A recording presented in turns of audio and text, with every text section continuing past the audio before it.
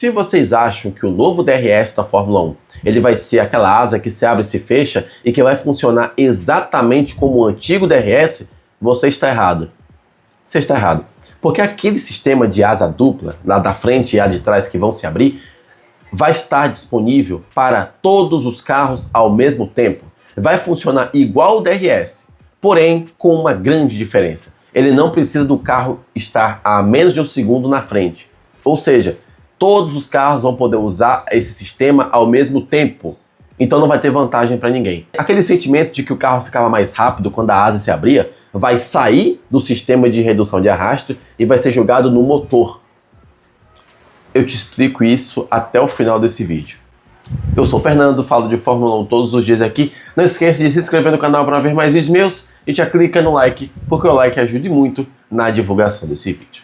E estamos em dezembro, estamos naquela época do ano em que a gente começa a lamber as feridas, começa a analisar tudo o que aconteceu na temporada passada e já começa a pensar na próxima. Em 2026, os carros da Fórmula 1 serão totalmente diferentes do que nós conhecemos hoje. Na verdade, nem tão totalmente assim, mas muitas coisas vão mudar. Se você se acostumou com a Fórmula 1 em 2021, se acostumou com a Fórmula 1 em 2025, se prepare para mais uma mudança que, de acordo com a FIA, com os órgãos reguladores e criadores desse novo projeto, vão promover mais espetáculos e mais ultrapassagens. E, na minha opinião, vai exigir muito disso daqui dos pilotos, ó. Porque agora eles não vão ter só que se preocupar com o carro da frente e com o seu próprio ritmo. Eles vão ter que fazer uma espécie de xadrez mental estratégico para tentar ultrapassar um carro ou manter o próprio ritmo para não perder a posição. Mas bem, essa parte deixa para falar no final do vídeo.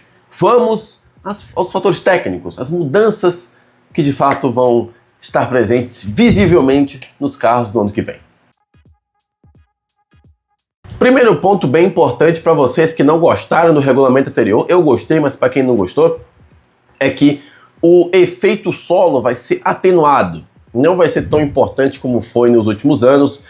Tudo indica que o assoalho dos carros do ano que vem vai ser plano, não vai ter todo aquele efeito de sucção, de grudar o carro no solo. Não, acabou essa palhaçada. Em 2026, o foco para obter ritmo nos carros vai ser um pouco diferente. Então, se você odiou o efeito solo e não está querendo mais ver nenhum tipo de carro com essa estrutura ainda na sua frente, fica tranquilo. E para 2026 não será assim. Nós teremos carros menores e mais leves. De acordo com as últimas notícias, ele deve ser o mais leve em relação ao carro atual, em 30, 35 quilos por ali. E o tamanho dos carros, claro que vai compensar nisso.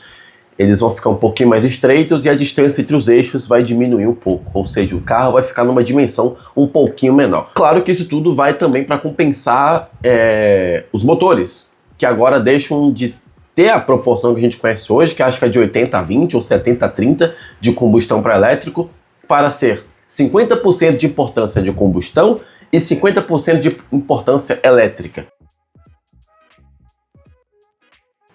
O motor que vai funcionar a partir do combustível vai desempenhar metade da força do carro,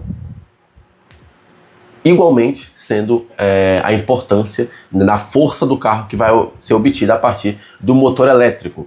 E de acordo também com as últimas notícias, o MGU-K, que é aquele motor cinético, né, que é o motor que transforma o calor em energia para a bateria, ele não só deve ficar alguns quilos mais leve, porque ele vai sair de 130 ou 120 kW para 350 kW. Então a bateria vai ter que ser vai ter que condizer, né? Vai ficar pesado o motor, e aí os carros vão ficar ainda mais leves, só que como a bateria vai ficar um pouco pesada, ela tira um pouquinho dessa leveza, mas ainda assim os carros vão ficar uns 30 quilos mais leves.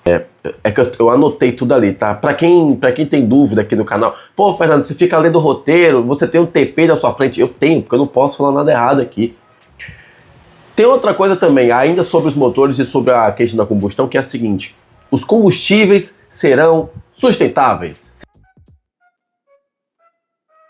Serão biocombustíveis. E antes que você seja hater, eu não gosto de biocombustível, Fórmula 1 tem que voltar a ser raiz, tem que ter combustível fóssil de novo. Fica a dica para você que é hater de biocombustível e hater de motor elétrico. Se o combustível sustentável der certo, a Fórmula 1 vai largar o motor elétrico embora e vai ficar só com o motor a combustão. Anota o que eu estou falando. Porque a grande problemática do combustível fóssil é que ele polui o meio ambiente, e é verdade. E agora estão testando combustíveis menos poluentes justamente para evitar esse efeito. E se eles conseguirem fazer um combustível que gera a mesma quantidade de força que um combustível fóssil, eles simplesmente vão pegar um motor a combustão totalmente dependente de combustível não fóssil e pronto. Teremos uma Fórmula 1 mais próxima daquela que nós nos acostumamos nos anos 2000, quase que não sai. Mas vamos lá. Os combustíveis fósseis, eles vão começar a serem desenvolvidos na Fórmula 1 a partir de agora e já tem alguns sinais de que eles são fortes ainda, porém ainda está em caráter experimental. Imagino também que muito por isso que o motor elétrico vai ganhar muita força também. Além de, claro, toda aquela questão de que as montadoras querem cada vez mais investimentos em eletricidade, no caso de motores elétricos, por causa de muita coisa que está acontecendo no mundo, né? Volkswagen com foco em carro elétrico, Renault com foco em carro elétrico. Mas bem, esse combustível ele tem uma pequena problemática, ele vai ser mais caro. Como todo combustível de modo experimental, claro, tudo que é experimental acaba sendo um pouco mais caro. E a Fórmula 1 vai sair de ter um combustível que gira entre 25 a 30 dólares por litro para um combustível que pode chegar na casa dos 200 dólares por litro. Vai encarecer de fato o processo. Se a Fórmula 1 já era conhecida por um esporte caro, agora então. Mas tudo indica que conforme os anos forem passando, a quantidade de dinheiro gasta em combustível vai caindo um pouco, justamente porque vai acabar entrando no mainstream, né, o combustível não fóssil. E aí podem chegar nos carros de rua também e até baratear o processo. Mas por enquanto está em caráter experimental, vai ser usado na Fórmula 1 justamente para desenvolver essa tecnologia e daqui a alguns anos nós estaremos usando os combustíveis da Fórmula 1 também.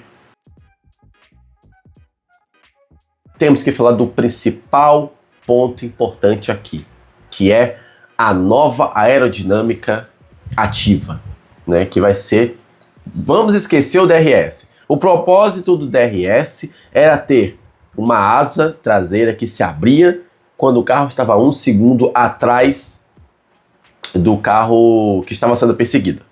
E isso só era possível nas retas e em zonas específicas das retas, né? Passava de uma linha, a partir dali poderia abrir a asa, chegava numa outra linha, tinha que fechar. Agora não. Os carros vão ter aberturas na asa traseira e dianteira. Sim, a asa dianteira vai também fazer aquela flexão para trás, né? No caso, a asa vai se deitar, enquanto o carro, enquanto o carro tenta diminuir o arrasto aerodinâmico, né? Porque o ar vem assim e o carro tenta furar. Se a asa dianteira se abre, o ar passa por aqui também. Foi um exemplo ótimo, né? Mas vocês entendem. Só que existe uma grande diferença entre o X-Mode, que é esse modo sem arrasto, e o Z-Mode, que é o modo com arrasto para as curvas, porque os carros vão abrir essas asas nas retas, quando chegar na curva, a asa vai fechar, que é para ele dar um force para contornar a curva, e logo depois ele abre de novo. Então vai ser essa sincronia. Em determinadas áreas da pista isso vai ser permitido, então vai ser bem como o DRS, só que atenção, não vai depender do carro da frente. Se o DRS precisava estar menos de 1 segundo do carro da frente para se abrir, nesse caso não. Não importa se tem um carro na frente ou se não tem um carro na frente. O X-Mode vai poder ser ativado por qualquer piloto a qualquer momento da prova em áreas específicas. Ou seja, na reta, naqueles setores onde poderia abrir asa, lá na Áustria, o piloto vai poder ativar o X-Mode, diminui o arrasto para a reta, quando chegar na curva, ele ativa o Z-Mode, que a asa volta para o normal. Daí ele contorna a curva, ativa o X-Mode de novo, para correr na reta, chega na curva, liga o Z-Mode. Então vai ficar nesse liga, desliga, liga, desliga, liga, desliga. Só que não depende do carro que está na frente, porque o carro que está na frente também vai estar usando isso. Vocês entenderam, né? Então agora, o DRS que a gente entendia no passado, que representava uma vantagem para o carro que estava perseguindo o outro, agora não vai ter mais vantagem para ninguém, porque todo mundo vai poder usar. E aí você me diz, pô, se o novo DRS não vai representar vantagem para ninguém, como que os carros vão ter incentivo para ultrapassar? E aí que a gente volta ao motor elétrico. Atenção. Prestem muita atenção no que eu vou falar agora para vocês.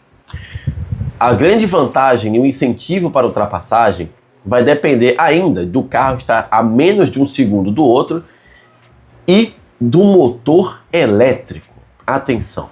Não confundam com push to pass.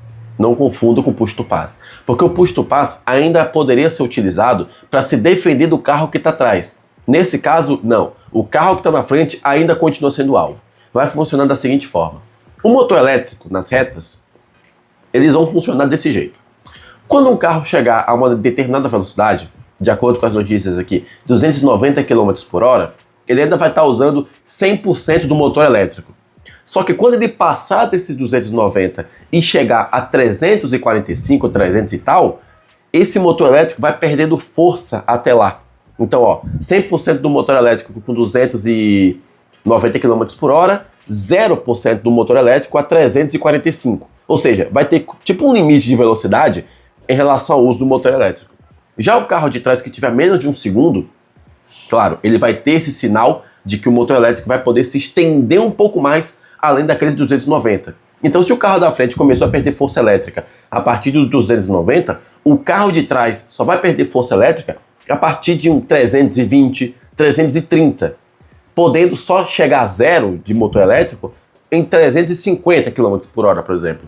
Ou seja, a grande vantagem competitiva agora deixa de ser uma asa abrindo para ser um excedente de potência. E isso vai ser utilizado, claro, para fazer as ultrapassagens. E aí você vai me perguntar, pô, mas como que a bateria vai carregar para fazer isso? Não sei, vamos usar o sistema cinético, né, de freio, de transformar calor. Não faça esse tipo de pergunta aqui. O vídeo não é para isso. Quero que vocês entendam. Um boost de potência em que o carro da frente continua sendo alvo. Porém, o carro de trás, em vez de ter uma vantagem aerodinâmica, vai ter uma vantagem energética. Mas ainda não confundam com o modo ataque da Fórmula E, tá? Porque os pilotos também podem usar o modo ataque para se defender. Aqui é apenas um modo que favorece o carro de trás, bem como o DRS fazia. Pronto. Todo mundo entendeu isso agora. Por fim, os pneus vão ser diferentes. Os pneus vão ser mais estreitos, ainda vão continuar com aro 18, mas vão ser um pouquinho mais estreitos, justamente para compensar o tamanho do carro e todas as características que vão mudar. Por sinal, os pneus já estão sendo testados lá em Abu Dhabi, tá? Mas agora, vamos à última alteração, que vai ser o teto de gastos. Que vai sair de 135 ou 145 milhões de dólares por temporada para 215 milhões de dólares. E aí já entra correção de inflação, entra aumento de gastos, já que tem que desenvolver uma nova tecnologia e por aí vai. E a Audi vai ter uma pequena vista grossa, né? A Audi vai ter uma pequena exceção porque ela é suíça. E o custo de vida na Suíça é mais elevado em relação aos outros países da Europa, do mundo também. Então, todo mundo vai ter aquele limite máximo de 215 milhões de dólares. Porém, a equipe suíça, no caso a Audi, que é alemã, mas enfim, era a Sauber, que era suíça, vai ter um pouquinho a mais de dinheiro para usar, justamente por causa dessa questão financeira do seu país, né? Que é muito boa, por sinal. Enfim, senhores, essas vão ser as alterações para o ano que vem. Carros com maior importância elétrica dos motores, uma aerodinâmica um pouquinho mais simples em relação ao assoalho, pneus mais estreitos e asa dupla se abrindo, porém ela não vai representar vantagem para ninguém. O DRS vai continuar existindo. O DRS vai continuar sendo aquele sistema de asa dupla, que se abre e se fecha. Aquilo ali é o sistema de redução de arrasto, bem como o DRS. Ponto. O princípio do DRS tá ali. Só que ele não vai mais representar vantagem para ninguém. É como se a gente pegasse o DRS e dividisse em dois. A parte que dá vantagem vai ser o motor. E a parte teórica vai continuar existindo com esse novo sistema de X-Mode e Z-Mode. E vocês devem lembrar que no começo do vídeo eu falei que os pilotos podem começar a usar mais a cabeça a partir de agora. Um abraço pro Carlos Sainz. E eu não tô brincando, porque, por exemplo, se numa determinada área de ativação do Manual Override Mode, ou MOM, não oferece uma ultrapassagem de modo satisfatório, o piloto pode optar por não utilizar esse modo naquele setor e usar num setor próximo. Bem como acontece com o DRS, por exemplo, que o piloto ativa o DRS num setor, não se aproxima e ativa no outro para enfim conseguir. Só que nesse caso, ele pode pegar o outro carro, mais desarmado, vamos dizer assim, enquanto ele tem mais carga.